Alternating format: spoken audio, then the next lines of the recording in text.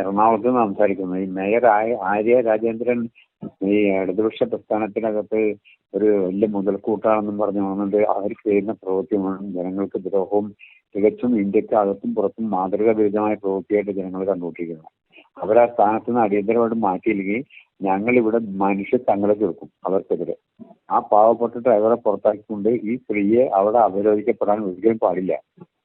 അവരെ പുറത്താക്കിയില്ലെങ്കിൽ ഞങ്ങളിവിടെ അവർക്കെതിരെ മനുഷ്യ തങ്ങളേക്കും. തിരുവനന്തപുരത്ത് ഞങ്ങൾ വലിയ പ്രതിഷേധമായിട്ട് ഞങ്ങൾ വണ്ടി പ്രൈവറ്റ് ബസ് കംപ്ലീറ്റ് ബുക്ക് ചെയ്ത് ഞങ്ങൾ വരും. ഞങ്ങൾ അവിടെ ആ കോർപ്പറേഷൻ ഓഫീസ് കംപ്ലീറ്റ് ഞങ്ങൾ ബ്ലോക്ക് ചെയ്യും. ഞങ്ങൾക്കൊണ്ട് അത്തരത്തിൽ ചെയ്യിക്കരുത്. അടിയന്തരമായിട്ട് അവരെ സ്ഥാനത്ത് നിന്ന് മാറ്റണം. അതല്ലെങ്കിൽ ഈ ജനങ്ങളോട് ചെയ്യുന്ന ഏറ്റവും വലിയ ക്രൂര വിനോദമാണ്. ഇനി CPM പ്രസ്ഥാനത്തോട് ഞങ്ങളെപ്പോലും CPMകാരാണ്. ഞങ്ങൾക്ക് ഒരുപാട് പ്രയാസം അക്കാര്യത്തിലുണ്ട്. ഒരു പാവപ്പെട്ട ഡ്രൈവർ രാത്രി കൊണ്ട് വണ്ടി ഓടിച്ചിട്ട് അത്തരം ആളുകളുടെ ജീവൻ സംരക്ഷിക്കുന്നത് അതിനൊരു മനുഷ്യത്വപരമായ സമീപനം കാഴ്ചവെക്കാൻ സർക്കാരിന്റെ ബസ്സിനെ ഇത്തരത്തിൽ മോശമാക്കാൻ ഈ മേയർ സമ്പധികാരം സംസ്ഥാന സർക്കാർ സ്ഥാനം മുഖ്യമന്ത്രി സ്ഥാനം രാജിവെച്ച് ഒഴിഞ്ഞു പോകണം. കാരണം ഒരു കാരണവശാലും സംസ്ഥാനത്തിന്റെ ബസ്സിനെ ഇത്തരം രാത്രി വഴിയിൽ തടഞ്ഞുകൊണ്ട് ഒരു മേയർ എന്ന സ്ത്രീയെ ഇത്തരത്തിൽ മോശമായ ട്രാക്കിലേക്ക് വിട്ടാൽ ഈ ഗവൺമെന്റ് വാസ്തവത്തിലൂടെ പ്രവർത്തിക്കുന്നില്ല എന്നർത്ഥം. ഗവൺമെന്റ് ജനങ്ങളോട് ഏറ്റവും വലിയ ക്രൂര വിനോദം അടിയന്തരമായി നേരെ പിരിച്ചുവിട്ടുകൊണ്ട് സംസ്ഥാന സർക്കാർ തീരുമാനമെടുത്തില്ല എങ്കിൽ CPM എന്ന സംഘടന ആ പ്രസ്ഥാനം ഈ രാജ്യം കേരളത്തിനകത്തേ ഉണ്ടാവില്ല. അത് പ്രത്യേകിച്ച് സാറിനെ പോലെ പ്രതികരിക്കാൻ കഴിവുള്ള ആളുകളുടെ ഭാഗത്തുനിന്ന് ശരിക്കും ഈ ചാനൽ യൂട്ടിലൈസ് ചെയ്യുന്നതിൽ ഒരുപാട് നന്ദിയുണ്ട്. തീർച്ചയായിട്ടും അതിനുള്ള നടപടിക്രമങ്ങൾ അതിനെടുക്കേണ്ടത്. ഞാൻ നന്ദിപൂർവ്വം സാറിനെ അറിയിച്ചുകൊള്ളുക. എന്റെ പേര് ശ്രീകണ്ഠൻ, ചടയമംഗലം. ആര്യ രാജേന്ദ്രൻ മാത്രം രാജിവെച്ചാൽ പോരല്ലോ സാർ. ഇതിന് നിയമപരമായിട്ടെന്ന് പറയുന്ന ആര്യ രാജേന്ദ്രൻ മാത്രം രാജിവെച്ചാൽ പോരാ, MLAയും രാജിവെക്കണം. അവര് രണ്ടുപേരുമാണ് കാണിച്ചിട്ടുള്ളത് ഇത്രയും നിറികെട്ട പ്രവൃത്തി. അപ്പൊ ആര്യ രാജേന്ദ്രൻ മാത്രം പോരാ രാജിവെച്ച. CPMന് രക്ഷപ്പെടാനും മുഖം മിനുക്കാനും കഴിയണമെങ്കിൽ ഇവർ രണ്ടുപേരും രാജിവെക്കണം. അതുപോലെ തന്നെ MP ഇതിനെല്ലാം സപ്പോർട്ട് ചെയ്ത് ഇതെല്ലാം ചെയ്തിരിക്കുന്ന MPയും രാജിവെക്കണം. എങ്കിലല്ലേ ഇതിന്റെ പൂർണ്ണമായ ഒരു കാര്യമാവും. യദു മാത്രമല്ലല്ലോ, യദുവിന്റെ വിഷയമല്ലല്ലോ ഇത്. സാധാരണ ഒരു ചെറുപ്പക്കാരന് ഇങ്ങനെ ആയിക്കഴിഞ്ഞാൽ ഈ രാജ്യത്ത് ജീവിക്കാൻ പറ്റൂ? ഇത് ഒരു യദുവിന്റെ പ്രശ്നമല്ലല്ലോ. മറ്റ് പലർക്കും ഈ അനുഭവം ഇല്ലേ? പാസ്പോർട്ട് ഓഫീസിലെ ഒരു ജീവനക്കാരനെ പിരിത്തുവിട്ട്, അതുപോലെ തന്നെ കോർപ്പറേഷനിൽ ഒരു ഡ്രൈവറെ പിരിത്തുവിട്ട്, അതുപോലെ ഇന്നിപ്പം ആര്യ രാജേന്ദ്രൻ ഒരു വീട്ടിൽ ഓട നികത്തിയെന്നോ മറ്റു കാര്യങ്ങളോ ഒക്കെ പറഞ്ഞ് ഒരു നിയമപരമായിട്ട് പോയ ഒരു വ്യക്തിനെ അവനെ കേസ് കുരുക്കി, അതും പീഡന കേസിലാണ്. അപ്പൊ ഇങ്ങനെ ഒരുപാട് പ്രശ്നങ്ങളില്ലേ ഇപ്പം.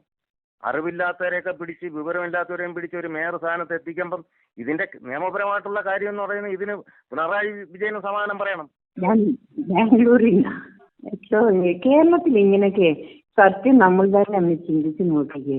ആ പെണ്ണിന്റെ നിപ്പും ആ കൈകൊണ്ട് കാണിക്കുന്നു എന്തോ അവിടെ കൂടെ ആളുകളുണ്ട്. ഒരു ഗവൺമെന്റ് കാണിക്കാൻ വേണ്ടി ചെയ്തതായത്.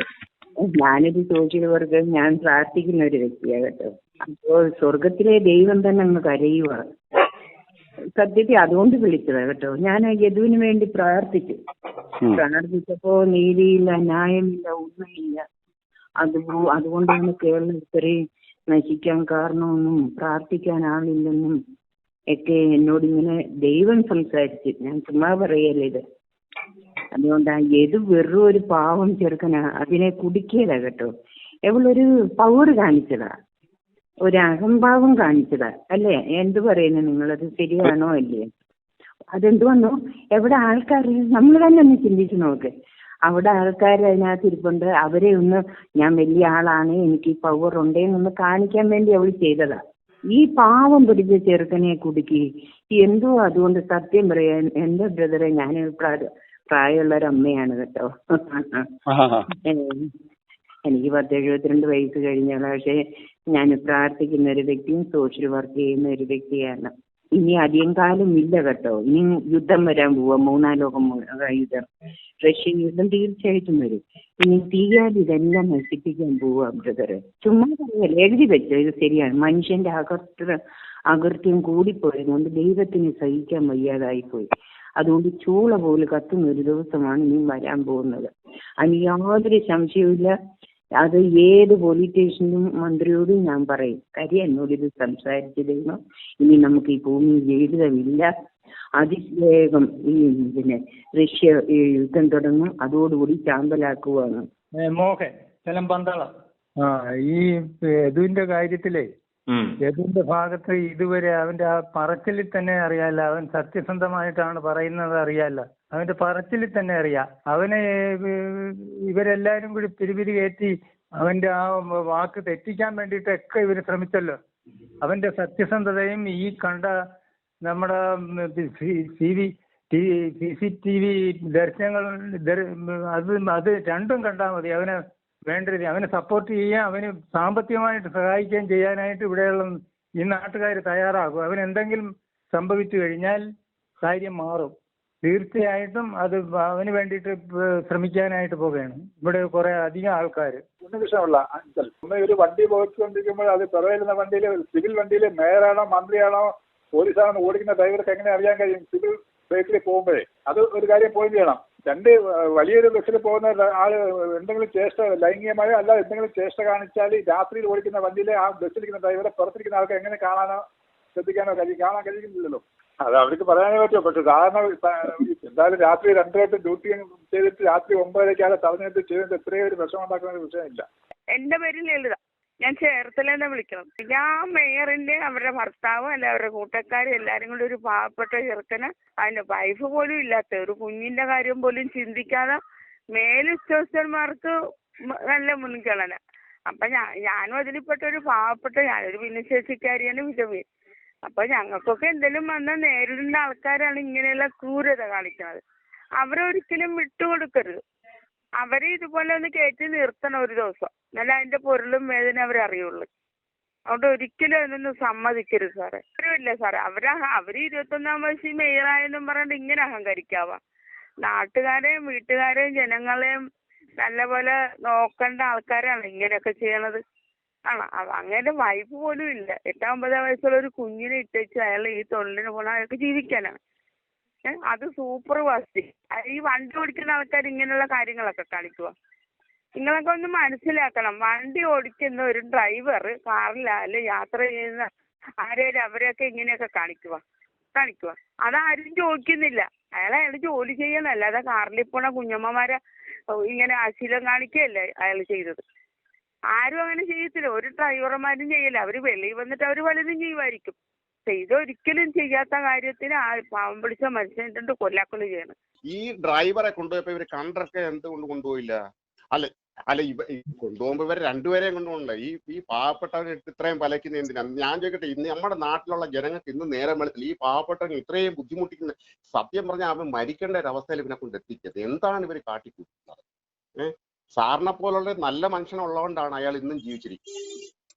സാറിന്റെ ചാനൽ ഞാൻ എപ്പോഴും കാണുന്നുണ്ട്. എനിക്ക് വിളിക്കാനോ എടുക്കാനോ നല്ല വശമുള്ള ആളല്ലേ. എങ്കിൽ സാറ് ചെയ്യുന്ന വലിയ ഉപകാരം, സാറാണ് ഇതിന് ഏറ്റവും സ്ട്രോങ് ആയിട്ട് നിൽക്കുന്നത്. സാറ് ചെയ്യുന്ന നല്ല മനസ്സുകൊണ്ടാണ് അയാളുടെ ആ സങ്കടം, അയാൾക്ക് കരയാതെ കരയുന്ന ഒരു മനുഷ്യനാണ്. അത് കാണുമ്പോൾ നമുക്ക് വിഷമമുണ്ട് സാറേ കേൾക്കുന്നത്. സാർ അയാളെ ഏതെല്ലാം തരത്തിൽ സഹായിക്കാൻ സാർ സഹായിക്കണം. പക്ഷെ സാറിന് ഒത്തിരിയും ബുദ്ധിമുട്ടുകൾ നേരിടുമെന്ന് നമുക്കറിയാം. സാറിനെ പോലെ ഒരു വലിയ മനുഷ്യനുള്ളതുകൊണ്ടാണ് ഇന്നും അയാൾ നിലനിൽക്കുന്നത്. അയാളുടെ ഒരു കുടുംബം നോക്കണം, ഒരു കുഞ്ഞിനെ നോക്കണം, അതിനുള്ള ചുറ്റും. സാറേ അയാൾ ഈ ജോലിയും കൂലിയില്ലാതെ ജീവിക്കുന്നത്. പക്ഷെ ഇന്ന് അവരെ ജോലിയിൽ ഇരുത്തിയിരിക്കുന്ന എന്ത് നിയമമാണ് സാറേ? ഈ ശരിക്കും നമ്മുടെ ഈ പോലീസുകാരൊക്കെ ശരിക്കും ടെസ്റ്റ് എഴുതി ജോലി മേടിച്ചവരാണെങ്കിൽ, PSC എഴുതി ജോലി മേടിച്ച അറിവുള്ളവരാണെങ്കിൽ അവരിതിനൊന്നും നിൽക്കുമോ സാറേ? എന്നാ ചോദിക്കും മേളിൽ എന്തെങ്കിലുമൊക്കെ പ്രഷർ ഉണ്ടാവും. ഒരു പ്രഷറും ഉണ്ടാകത്തില്ല സാറേ. സത്യസന്ധമാണ്. ഇതൊക്കെ പുറം രാജ്യത്തായിരുന്നെങ്കിലുണ്ടല്ലേ ഇതൊരു പുറം ലോകം കാണത്തില്ല. ഇവർ പിടിച്ച എന്നേ അകത്താക്കിയവർ ആക്കത്തില്ല സാറേ. സാറും പുറത്തൊക്കെ പോയിട്ടല്ലേ ഈ പറയപ്പെടുന്ന മുഖ്യമന്ത്രി ഇന്നും അമേരിക്കയിലും ഇറ്റലിയിലും ഗൾഫിലും ഒക്കെ പോകുന്നുണ്ടല്ലോ. അവിടുത്തെ കാര്യങ്ങളും നോക്കി അവിടുത്തെ കാര്യമായിട്ടൊന്ന് താരതമ്യപ്പെടുത്തി നോക്കും സാറേ. ശരിയല്ലേ സാറേ? സാറുമായിട്ട് സംസാരിക്കാൻ പറ്റി വളരെ സന്തോഷം. സാറാവുന്ന കൈവിടല്ലേ സാറേ. സാറിന് അത് ദൈവം നല്ലൊരു പുണ്യം തരും. കേൾക്കുന്നു. എൻ്റെ പേര് എലിസബത്ത് എന്നാണ്, എറണാകുളത്ത് നിന്നാണ്. ശരിക്കും ശരിയല്ലല്ലോ. അയാളൊരു വയറ്റിപ്പഴപ്പിന് നടക്കുന്ന ആളല്ലേ. സ്ഥിരം സാലറി കിട്ടി ജോലി ചെയ്യുന്ന ആളല്ലേ. അപ്പൊ ഒരു നല്ല പ്രവണതയാണ് അത്. ഒരിക്കലും ശരിയല്ലല്ലോ. ഇങ്ങനെ അയാളുടെ ജോലി കളയണം എന്നൊക്കെ പറഞ്ഞ അധികാര മോഹമല്ലേ അയാൾ കാണിക്കുന്നത് എല്ലാം. ഒരിക്കലും ശരിയല്ല അത്. ഒരാളുടെ ജോലി കളഞ്ഞു ആളാകാൻ നോക്കുന്നത് ശരിയല്ല. ഒരു സെക്യൂരിറ്റിയുടെ ജോലി വരെ കളഞ്ഞു, ഒരിക്കലും ശരിയല്ല. എൻ്റെ പേര് കോമളവല്ലി. ഞാൻ അബുദാബിയിൽ നിന്നാണ് വിളിക്കുന്നത്. അങ്ങനൊരു ഹൗസ് മെയ്ഡാണ്.